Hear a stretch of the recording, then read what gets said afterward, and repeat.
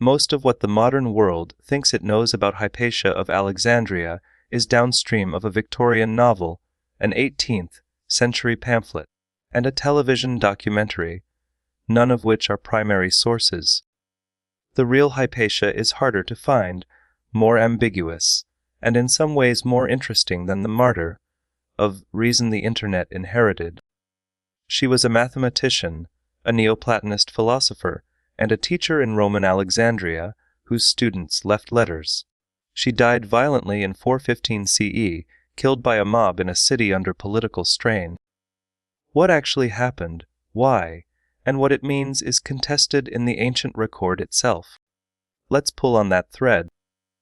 The version most people carry, a brilliant female scientist, persecuted by a fanatical Christian mob for pursuing knowledge in a darkening world. Burned alive. The Library of Alexandria consumed in the same conflagration. The last light of the ancient world extinguished at a single moment. Almost all of that is wrong, and most of it can be traced to specific modern sources.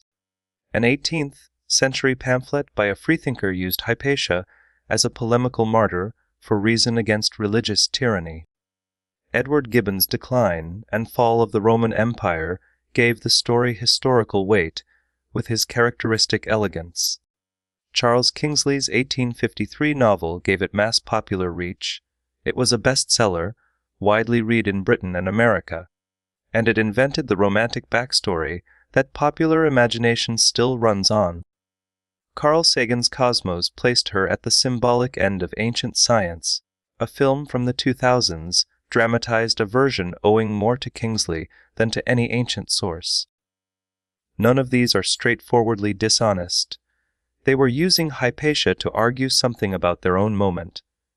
Enlightenment anti-clericalism, Victorian religious anxiety, modern science, and religion framing. But they built her from the argument outward, fitting the woman to the thesis.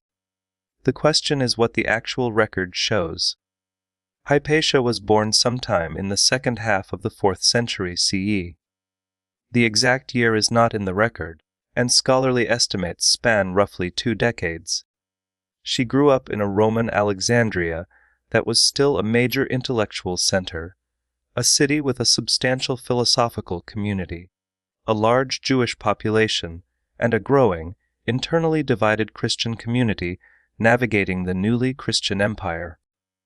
Her father was Theon, a mathematician and astronomer connected to the city's scholarly institutions.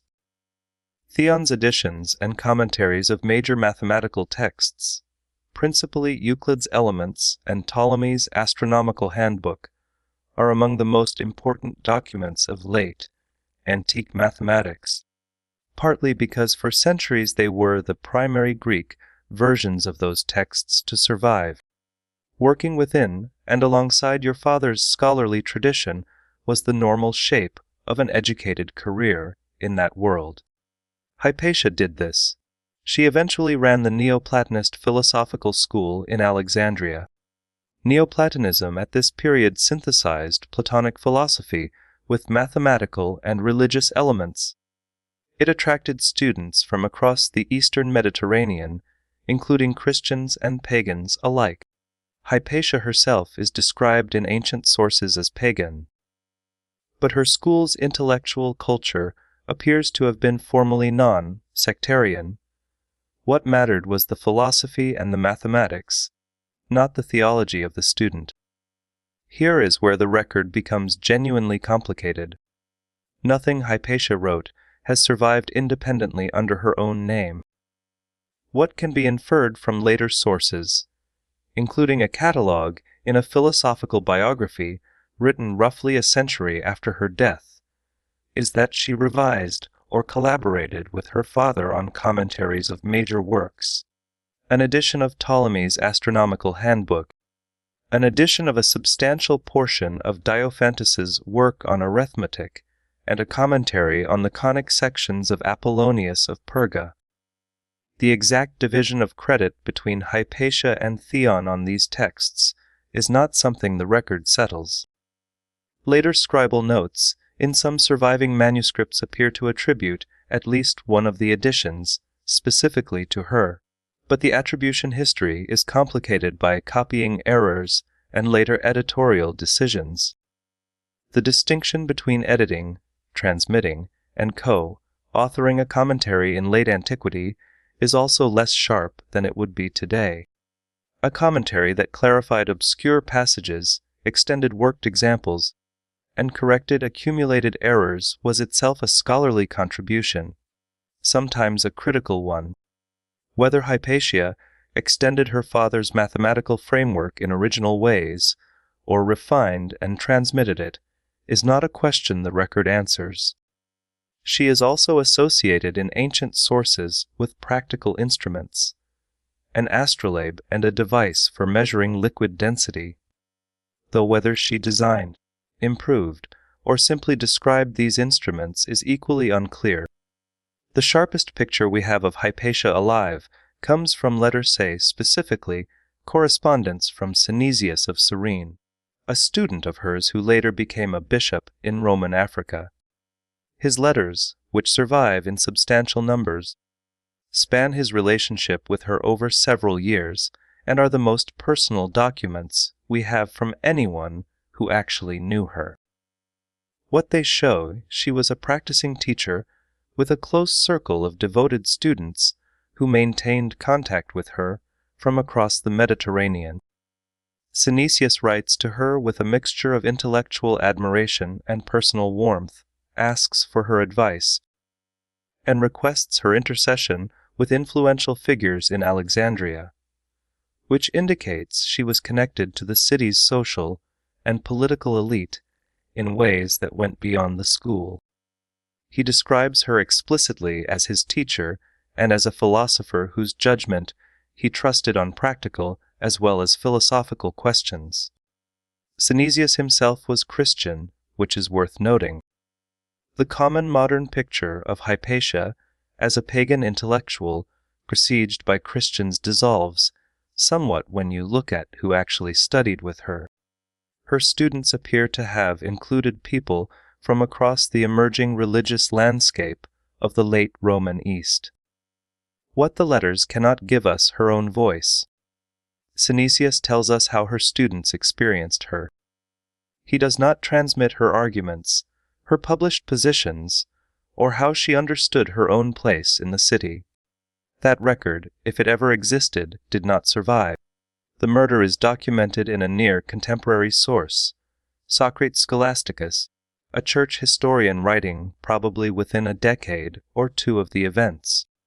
His account describes a mob, connected to a figure named Peter and, by implication, associated with the faction of Cyril, the Bishop of Alexandria, that intercepted Hypatia's carriage, dragged her to a church building near the city center, killed her, tore apart her body, and burned the remains. Socrates Scholasticus was himself a Christian writer. He presents the killing as a terrible act that brought disgrace on Cyril and on the Christian community. He does not frame it as a religious execution or a campaign against learning. He frames it as political violence, and the context he provides makes this intelligible at the time.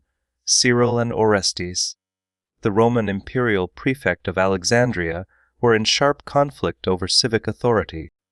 Hypatia was closely associated with Orestes, a relationship that made her, in the factional calculus of the city's politics, a target. The burning of the Library of Alexandria, which appears prominently in the popular version of this story, is a confusion with different events at different times. The ancient library complex had suffered damage across several centuries.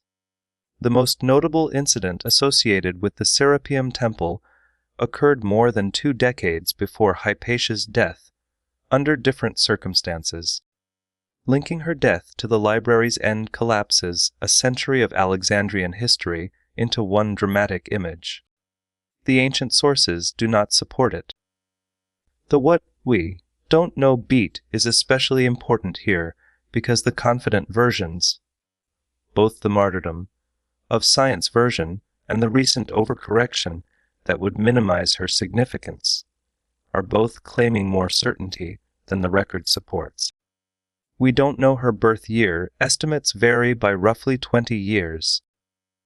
We don't know the precise division of credit between her mathematical work and her father's.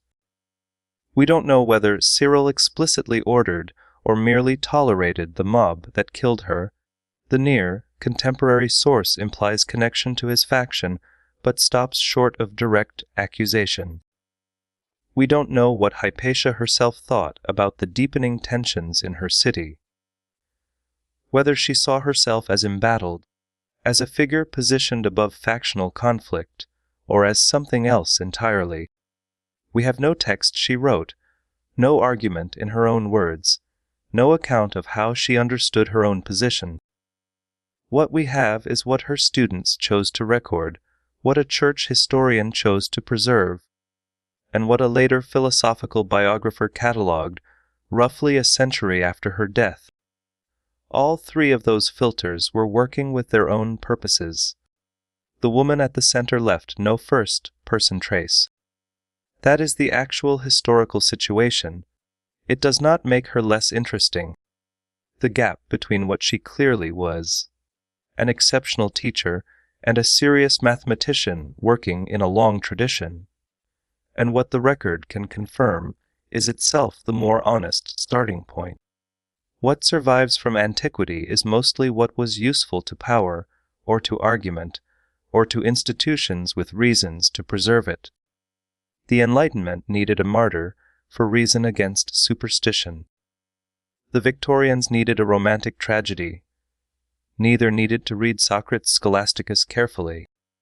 The real Hypatia, a mathematician and philosopher in a Roman city at the end of a long intellectual age, killed in a political struggle between a bishop and a prefect, is harder to deploy as a symbol and, if you ask me, harder to dismiss. I'm Marcus. Until next time.